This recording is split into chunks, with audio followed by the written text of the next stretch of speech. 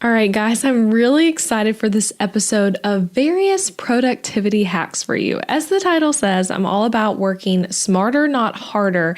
And that doesn't mean that we don't do like hard, quote unquote, intentional work in our business. I know that's so important, but there are also things that we can do every single day, simple things, some that might be no brainers, but we aren't doing, that we can just do to get more out of every ounce of the workday. Little things that make us more productive. So as I was prepping for this episode and kind of thinking about what to talk about this week, I thought about what are some of those things for me? Like, what am I doing that allows me to work smarter, not harder? What little hacks allow me to get more done in less time? Because interesting thing, I don't work 40 hours a week. Most weeks I'm working less than that, but run a multiple six-figure a year business. So it's not all about how much time we're putting in. So that's what this episode's all about. We're going to talk about easy, fast, quick productivity hacks so you can work smarter, not harder. So let's dive in. Hey guys, it's Elizabeth McCravey, and you're listening to the Breakthrough Brand Podcast. Each week, I'll bring you workshop-style trainings that teach you how to stand out online, design success from the inside out, and create a breakthrough business. It's time to turn viewers into raving fans and design the business and life of your dreams. I'm so excited you're here.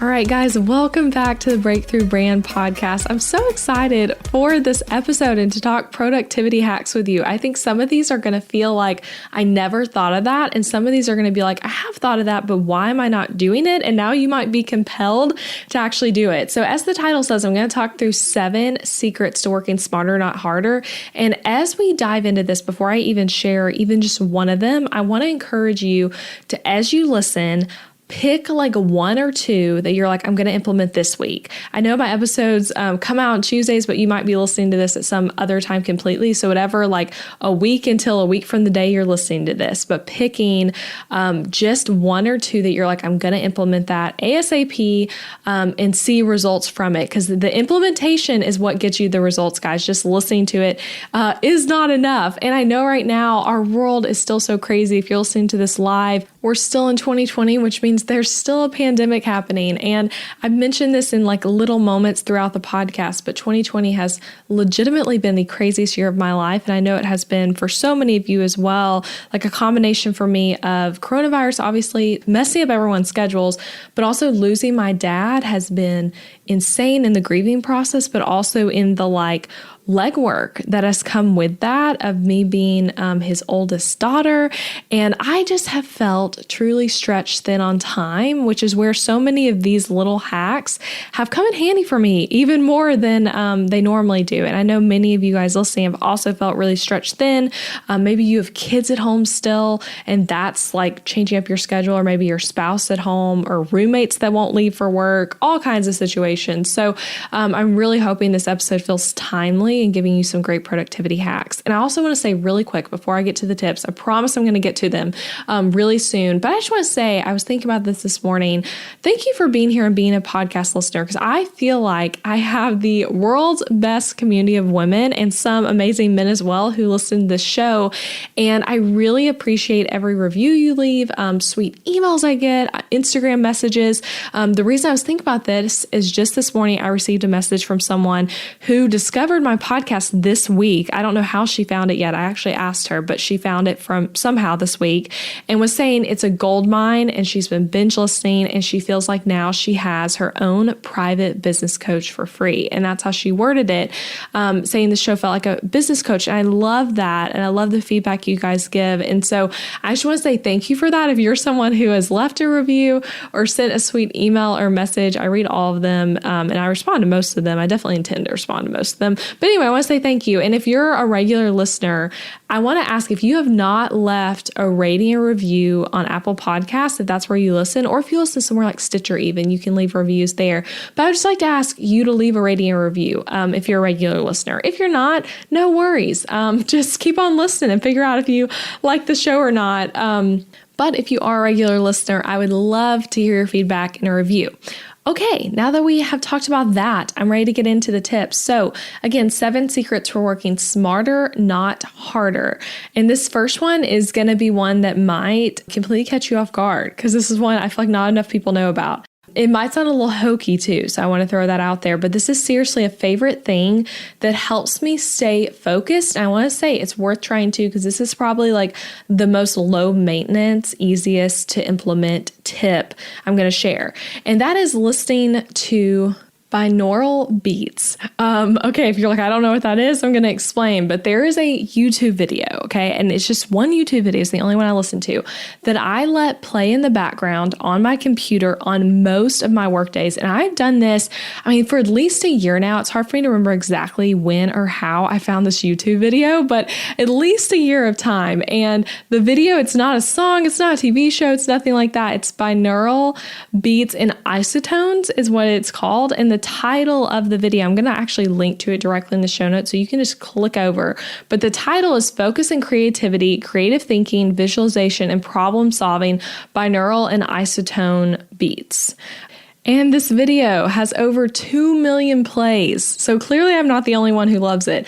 But I want to kind of tell you, it's like 4 hours-ish of just, again, like really subtle audio, like is the best way to describe it. And I want to kind of read you a little bit of what they say about it so you can just understand like why this is supposed to be powerful for focusing. So it says this audio, which can be used during work, study, or meditation, uses alternating sequences of beta, alpha, and theta waves to encourage fluid and abstract creative thinking, which is the alpha and theta waves, while at the same time maintaining a state of focus, which is the beta waves, for effective problem solving and high-level information processing. So it moves through those 3 frequencies of the alpha, theta, and beta tones in 5-minute increments and I want to say, I literally have it pulled up. I think it's like 4 hours-ish. Yeah, it's literally exactly at 4 hours of audio. And again, it tells you in the description more about it, but I'd recommend just trying it, playing this in the background while you work, whether that's on your computer or you put it on your phone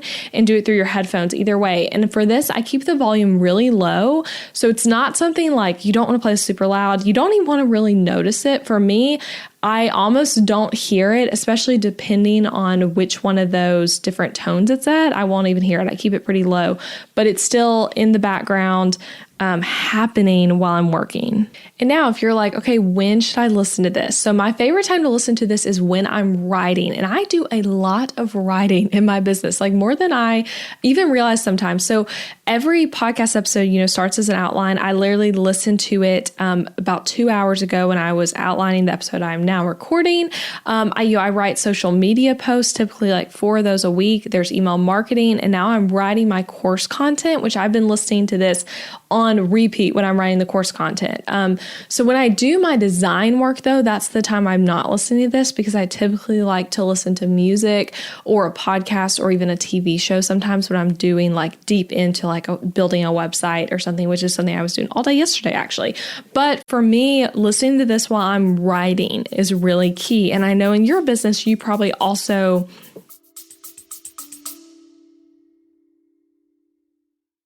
interrupting this episode with a suggestion for the small business owners listening. Ever wonder what you should do for healthcare when you and your spouse are both self-employed so there's no work-provided health insurance to participate in? Well, when my husband Adam joined me in the entrepreneurial job space over 4 years ago, we joined Christian Healthcare Ministries instead of getting traditional health insurance. And it was the best decision for us, especially in these years of growing and raising a family while also running multiple businesses. CHM is a health cost-sharing ministry and is a faith-based alternative to health insurance. We did tons of research before choosing CHM, and if you know me and Adam, you know we are all about doing the math when making big or small financial decisions. And even though it's not insurance, CHM shares 100% of eligible medical bills, which is more than the typical 70 or 80% of medical bills paid for by insurance companies.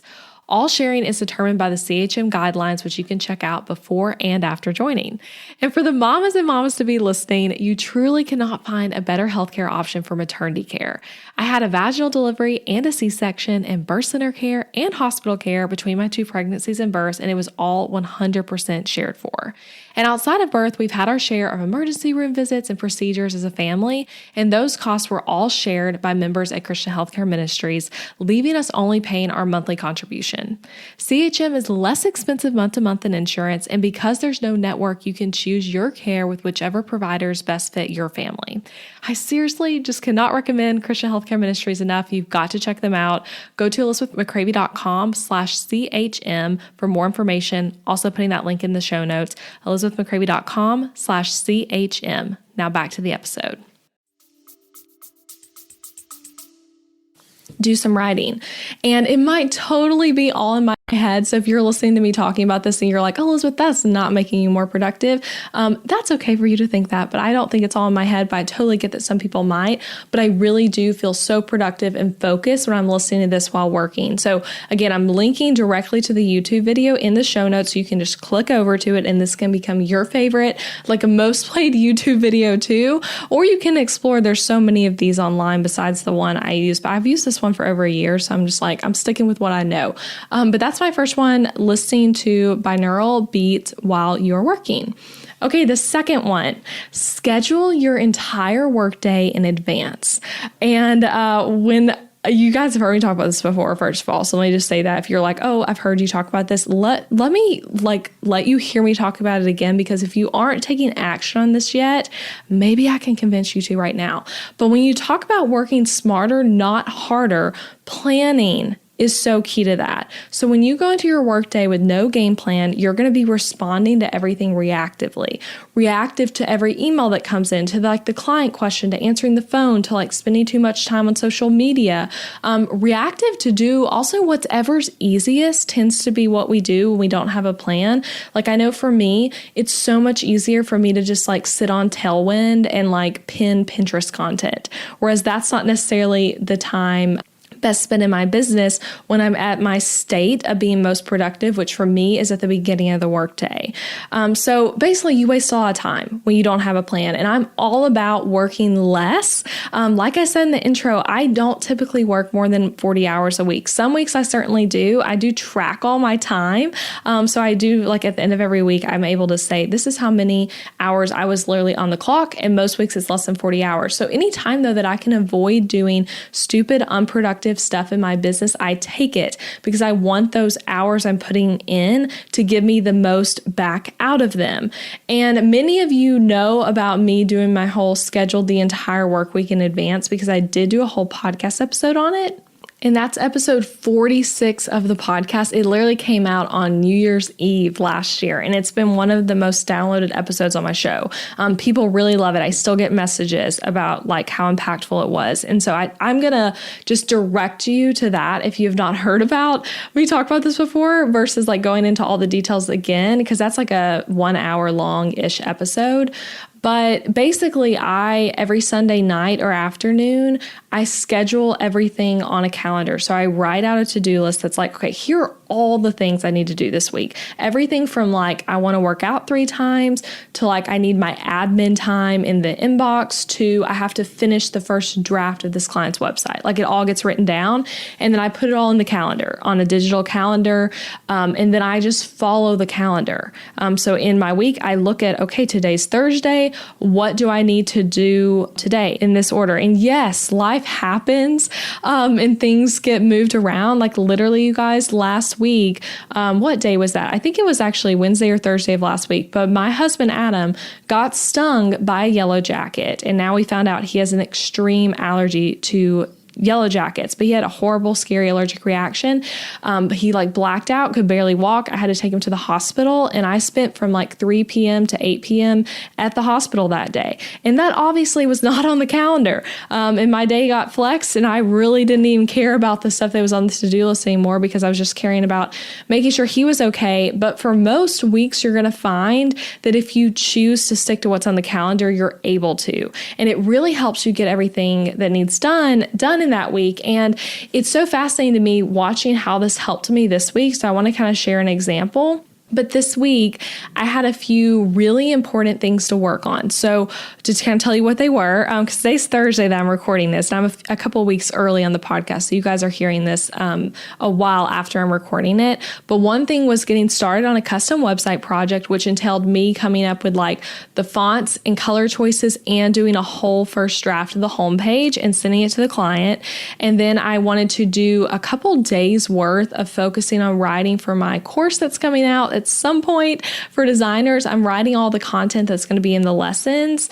And so I had a goal of like one day I wanted to write in the entire module on pricing in your business. And there's another module I'm going to work on later this week. And then I also had the goal of outlining a podcast episode and recording it, which is what I'm doing right now. And so those three things were like, okay, those are like the must get dones in order to keep moving my business forward. And any of those could feel more urgent. Like, for example, the client work could feel like, oh my gosh, that's so much more important than me working on my course. I don't even have a launch date for the course yet. Like, that can totally wait. But this client, I told them I would have this stuff to them by Friday, because I did tell the client that. So when I put it on the calendar, instead of everything feeling so urgent on Monday that I can't focus on anything, I'm able to see that I put Wednesday, which again, I'm recording this on a Thursday. So Wednesday of this week, I spent the entire day working on this client's project. And then this morning, I was able to send them the first draft of everything. And then on Tuesday, also in the afternoon, I worked on the client project. So because of that, on Monday, I was able to spend the entire day working on my course without feeling any guilt around it. I'm like, the client stuff, even though that has the due date, that's the soonest, I have an entire day planned for that on my calendar, and I know it's going to get taken care of. Same for this podcast. Like, I need to get this recorded because literally one of my teammates is who works a lot on this podcast. She's going to be out of town, and so I have a date I have to have this done by, but I know it's going to be done because it's on the calendar. So this helps not make everything feel urgent, basically. So yeah, anyway, that's just a little explanation of how it's helpful, but go listen to that episode to learn how to do it. It's episode 46. And then if you're like, okay, I'm not ready to do that yet, but like, let me try a mini version of this today or maybe tomorrow. What I would tell you to do is pick 3 things that are on your agenda, or 3 things, maybe you don't even have an agenda right now, but 3 things that like you need to do that are must do things, and put them on the calendar. Or if you don't want to, just decide like, okay, I'm going to write a list that today, these are the 3 most important things I need to get done. And one of them might be that you just like manage your email inbox, and one of them might be client work, whatever it is, but write them down and decide to like make sure that you actually get those 3 things done. Another way to do it would be to look at your whole week and pick 3 big picture things that you're like, that absolutely has to be done this week. Like I said, for me, it was writing my course, a client project, in this episode. Those are like my 3 big things for the week. But anyway, focusing on that is going to help you be more productive and get more time back, because you're not just letting your time run you, you're literally running your day. So that's the second tip: schedule your entire work week in advance. So those were kind of my first 2 longest tips. Some of these are going to get shorter as I continue going here, guys, just so you know. Okay, the third tip. This one's going to sound funny, but do batch work-ish. I'm not going to actually encourage like the full batching system necessarily, but I want to kind of tell you how I do this. So I say ish because I am literally not perfect at all at batch working. I think getting stuck in like it has to be done one way really causes us not to do it at all. So everyone's heard of batch working at this point if you're in the online business space, probably. But basically, it's focusing on one thing for a long time instead of moving between tasks. So it could look like you spend 2 hours on client work, then 2 hours on admin work in your business. Instead of an alternative way of doing it would be like you kind of do 30 minutes on a client project, and then you go in your inbox, and then you have this phone call, then you're back to the client project, and now you're writing an email, and now you're doing a social media post, and now all of a sudden you're moving between so many things in the day. And that's obviously less productive because you get out of the flow of things. And the reason I say I'm into like batch-ish working is because I know people, I have friends who do crazy types of batch working, like things like recording 7 podcasts in a day, or doing 10 meetings over a 2-day period, or doing what's called like A weeks and B weeks, where like one week is focused on a particular thing and then the next week's focus on another thing and you like alternate between weeks. So all of those are awesome. And maybe that's something to look into for yourself. If you're like, ooh, the A week, B week, that sounds like it'd work well in my business. Definitely look into all that. You can read about it all over the internet and find other podcasts that talk about it. And I think those things sound so nice, but they have never seemed to work for me. So for me, like doing a whole week focused on only one piece of my business and ignoring other things is not practical at this point and where I'm at in my business. But for me, what does work is spending one day focused on one thing. That's been really amazing for me. And I've done a lot of this lately with working on my course because I've found that if I'm like, oh, I'm going to spend an hour here and there writing for it, it's just not going to happen. I need to be like this whole day I'm working on it. And then the next day I'm like putting it aside. And I'd love to do a whole week at some point working on it. But again, like it feels less practical to me because of other things I have to do in like client projects and running my template shop and all of that.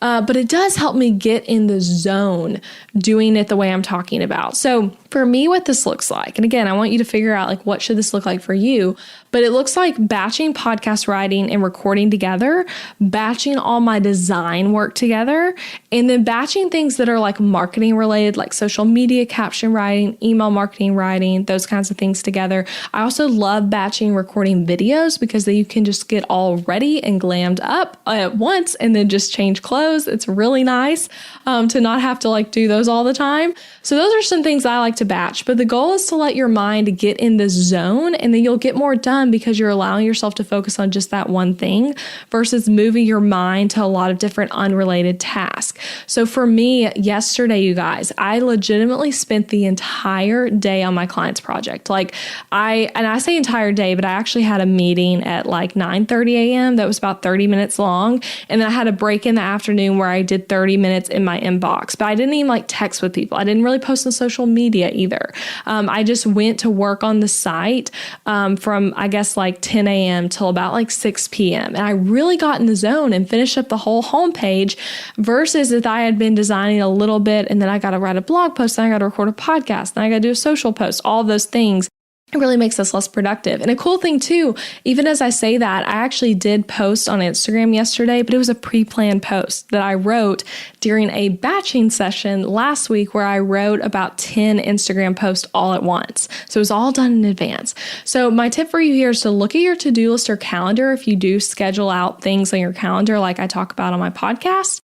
And see if there's any items that you should group together on the same day because they relate to one another and because you'll be able to stay in the flow by doing them back to back. So kind of look for those items and then see how you can maybe group them together so you can stay in a flow state of, writing or recording or whatever it is, designing, coaching, whatever. Okay, so now let's move on to tip number 4. This one's going to be a shorter tip, but my tip is take a break. And again, this one, like, please do not turn me off if this feels like, oh my gosh, Elizabeth, stop, too obvious. I get it, that's obvious, but so many of us don't do this, and I can fall victim to this as well. But there are so many studies online, seriously, just Google it. I'm not even going to reference any because they're all over the place, but talking about how we can't focus on a task for as long as sometimes we want to think we can. I've seen people say 57 minutes is the max. I've seen 25 minutes, whatever. There are different studies that say different things. But thinking that you can just go for like 6 hours straight on something without getting up from your desk is not realistic. And you might actually be able to do it, but your productivity is going down so much with every passing hour or every passing minute or whatever, that if you just took a break for say like 15 minutes and then went back to your computer fresh, you are literally going to get stuff done faster. So it's like, why would you not do that? And breaks are fun, right? So that's another reason of like, why would you not do that? In addition to that, like besides just losing productivity, your eyes might start to hurt from staring at the computer too long. Your back can hurt from sitting all day. Breaks are vital. And when I say yesterday that I was working all day on that client project, I took multiple breaks throughout the day to refresh, go outside, all kinds of things. So if you're like, okay, Alyssa, practically though, what kind of breaks could I take just in the middle of the workday when I'm working on my business? So I'm going to tell you guys, here are some breaks I do. So first break, I take an actual lunch break. I do not eat at my computer while working at the same time. And most of my lunch breaks are alone. Like I don't have children. My husband works outside of the home, except for during COVID, he's been home a lot. But He actually just started a new job this week, but typically, like, sometimes he's with me, sometimes he's not. But even if it's me alone, I take a lunch break, typically 30 to 45 minutes. And most of that time I'm not eating. Eating's typically like 10 to 15 minutes of that time.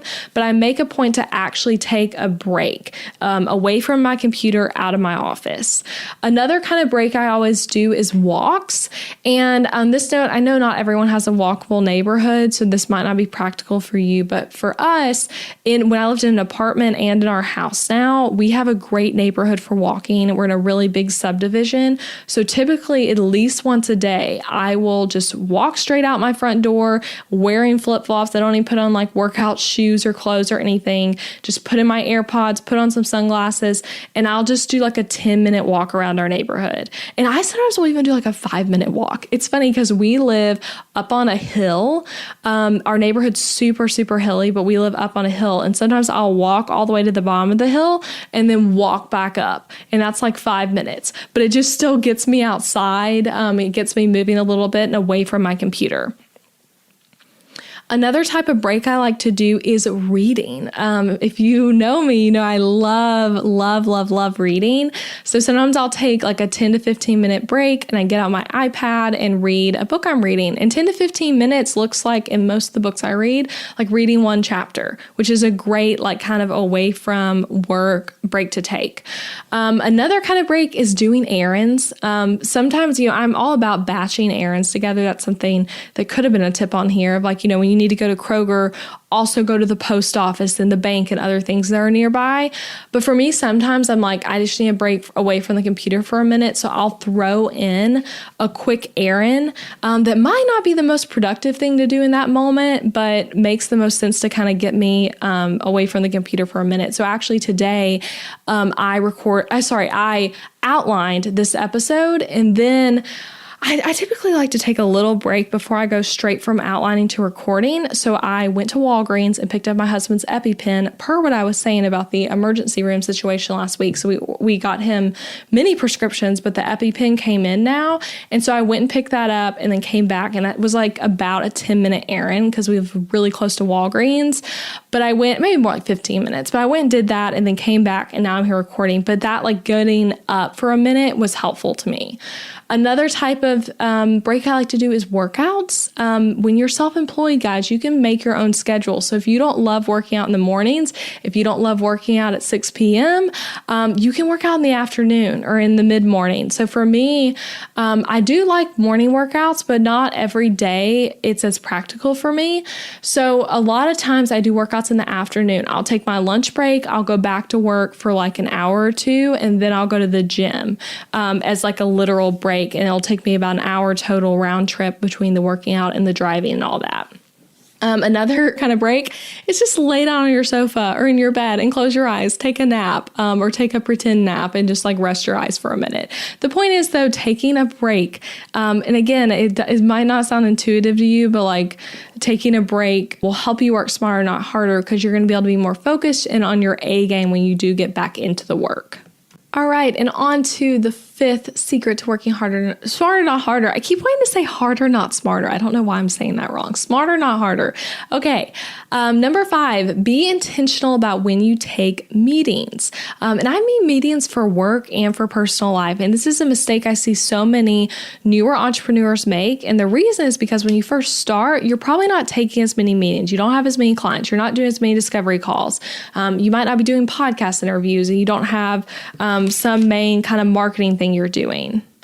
But at some point in your business, maybe you've already started this up, or maybe you will eventually, but you will likely have a calendar where people are scheduling meetings with you, whether that's your clients or potential clients, or, someone who might be buying a product from you, whatever it is, but people are scheduling meetings with you. And I highly recommend having a call scheduler, because otherwise you're going to just be going back and forth with someone who's in a different time zone with you, trying to figure that out. But basically, people are scheduling meetings with you or you're scheduling meetings with people. But if you have, let's say, 4 20-minute meetings, one every hour of your workday, you're not going to be able to do batch working like I was mentioning a minute ago, because you're going to be constantly being pulled out of what you're doing for that 20-minute call. And it might feel like, oh, it's just 20 minutes. But when you start having a ton of those, you're not really running your own calendar anymore. You're just letting everyone take your time from your calendar without any intention behind it. So I don't think there's any one right way to schedule meetings. I want to say that before I give this advice, but I do think you want to figure out when you want to take your meetings. When is that most productive for you? When does that make sense scheduling with the rest of your life? And be in control of your calendar. So maybe you prefer to have 1 or 2 days a week, and those are the only days you take meetings. You don't take meetings any other days unless it's like an odd week and you have to for some reason. Maybe you have a week where you have 4 big meetings and you want to do 1 a day, so you're fresh for each one each time. That's actually how I am with podcasting. I don't like to do a ton at once. And next week, at the time of this recording, again, I'm recording this early, but I'll have a bunch of interviews, all like 1 or 2 a day in 1 week versus batching them all in 1 day, because that's what works for me. Maybe you only take meetings after 10 a.m. So you get to focus on your business for those first 1 or 2 hours of your workday. And then you go into like possibly a meeting after that. Maybe you don't take meetings on Fridays or Mondays or whatever it is. It's totally up to you, but have a plan and not just an open calendar, because before you know it, your open calendar is going to have like 20-minute meetings every 2 hours and you never get anything done because you're always being pulled away into these random meetings. So if you're curious though, like what do I do with meetings? It's changed so much throughout my business, but I can tell you exactly what I do right now. So right now, and for most of this year, I don't take meetings on Mondays or Fridays, period. Like if you're scheduling a call with me as a client, as a potential customer, as someone who's bought something, podcast interview, whatever it is, I'm not doing Mondays or Fridays. Another thing, we have a standing team meeting over for my team. Me and Abby meet every Tuesday afternoon. So during that time slot, I don't take any meetings. And so that's always blocked off, like that entire hour plus like obviously the time right before and after. And then unless I'm flexing to someone else's schedule, like a client who's in another country or a podcast interview on someone else's show where they only give me certain availability, I typically only take meetings between 10 a.m. and 3 p.m. Central Standard Time. So I'm giving myself that first 1 or 2 hours of the workday to just focus on my business. And then I don't do after 3 p.m. because I am just not my best self. After a certain hour of the workday, my productivity goes down. It's interesting. Whenever I'm interviewing other people's podcasts, whenever the interview is later in the afternoon, I can tell that I'm like more sluggish on the call and I do better with morning interviews. So whenever possible, I'm picking those earlier time slots. But again, like we don't always get to pick the time for things. Like for example, last week, I was interviewed on someone else's show. Really excited for that interview to come out. But we did it. She's in a different time zone than me. She's actually in Australia. And so we were doing that meeting, I want to say like 5 p.m. my time. So I was talking with her from like 5 to 6 and that worked. Like I made it work that week. But that's typically not what I'm doing. So another little hack I do, because I do like to keep my calendar open for that Tuesday when I'm available, Wednesday and Thursday going into the week. But what I do is in my weekly planning session on Sundays, I look at my calendar and see, okay, what have people already scheduled with me? And I had Tuesday through Thursday open, generally speaking, for both like podcast interviews if I'm asking someone to be on my show or for calls with potential customers for my template shop. I do calls. If you ever want to schedule a call with me, email us and I can give you info on that. But I do take calls for people who are considering website templates. And then also sometimes client meetings, all of that. So I typically have Tuesday through Thursday during those hours I told you open. And then on Sunday when I do the weekly planning, I'll look and see, okay, do I have like no meetings on any of those days already? And I'll block that day off. So like this week, for example, I did have a meeting yesterday, but then I blocked off today because I knew going into the week that I had that meeting yesterday. So then people only really had the option going into the week to schedule with me on Wednesday. Anyway, I know that might kind of sound confusing, but basically like I leave it open those 3 days, but then I make it tighter once the week is actually starting. So random stuff doesn't come in on days when it doesn't make sense. But the point is to just be really intentional about when you're taking meetings.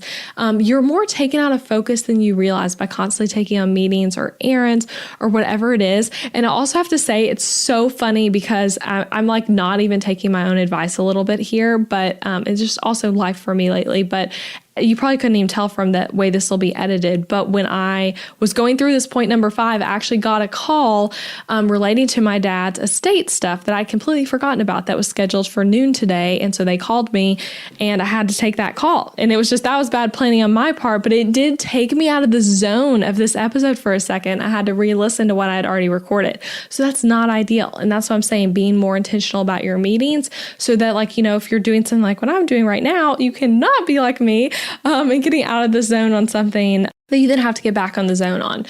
So anyway, that's just a little vulnerability there that I don't get this perfect all the time either. And I schedule meetings I forget about.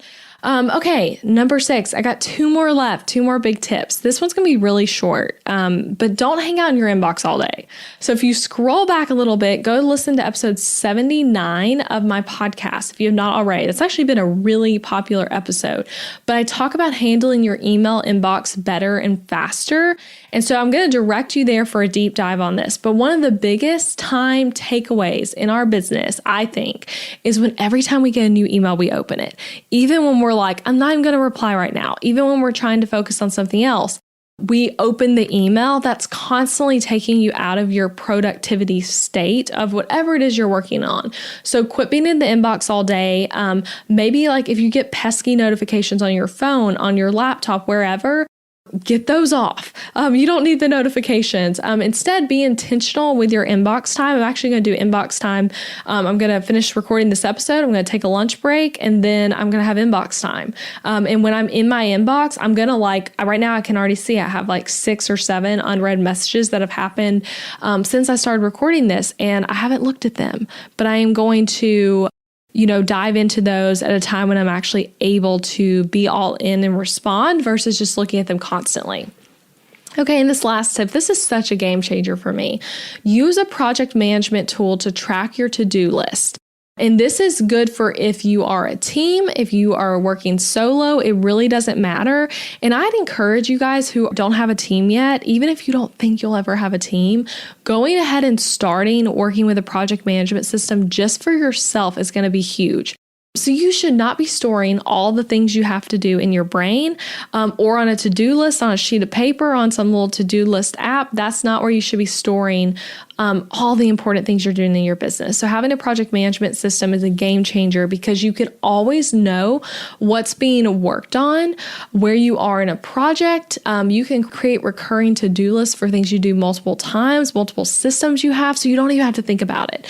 So to give you an example of this, because this is a huge time saver for us, but for every single podcast episode, and we've done, 80 plus at this point, every single episode, we have a to-do list that we create from a template that has exactly every step that has to happen in the order it needs to happen, who it's assigned to, notifications happen when one thing's done so the other person knows that that piece of the puzzle was done.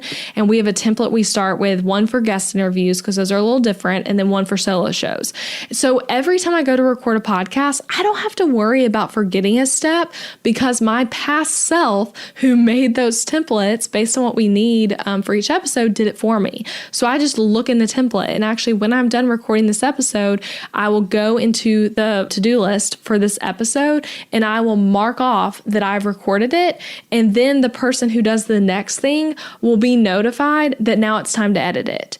And then I'll notify the next person that now it's time to write the blog post for it. And we just all have it there, and we can all look at any point and see, okay, hey, has that episode been edited yet? Have the show notes been written yet? Have we done the social media graphics yet? Like, it's all right there. And with that example, even you can kind of see that, like, that's helpful even if you don't have a team. Like if you're doing every one of those steps yourself or whatever it is, just having that list so that you're not keeping it all in your brain is so huge. And I know some of you might be like, well, what project management system do you use? We use Basecamp. I really, really absolutely love Basecamp, but I want to emphasize that I don't think it's the tool that's the most important thing. And I think sometimes people get hung up on like, which project management system is the best?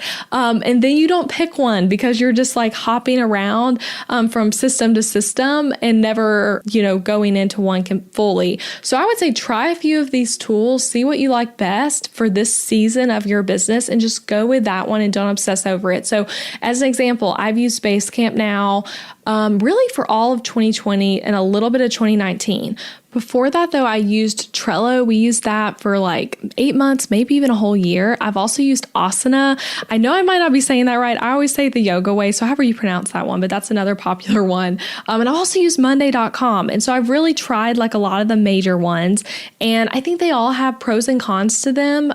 And I've settled on Basecamp for a bunch of different reasons that are not the point of this episode. And it's actually, though, interesting. Basecamp is the most expensive of all of those options, which is interesting, but that's the one we settled into. And I like their features the best because I actually put my design clients in it and use it to manage their projects as well. And something interesting about Basecamp is it does not cost more money when you have a bigger team. So the more people I put in there, it stays the same price. Whereas a lot of those others, it might be like free with one person, but then when you add more people, it costs more. So anyway, it doesn't matter which tool you use, though, is the point. I'd recommend, though, like any of those I just said, Basecamp, Trello, Asana, Monday, whatever. Go look at all those, get a free trial and just try it and see like what systems can I put in here that now I'm going to follow in my business. What's something I do over and over again that I can create a to-do list for, and then just run off that to-do list, make it into a template, and reuse it every time you go to do that same thing. Because it's seriously such a game changer, a time saver, and it gives you more mental space to think about the things that move your business forward because you're not thinking about what's that next step again after I record a podcast interview. I don't have to think about that because it's all just there in the project management system.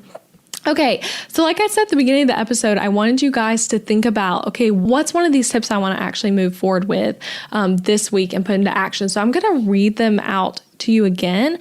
And as I read this list, think about like, what are 2 of these that I want to do right now? Maybe start doing today.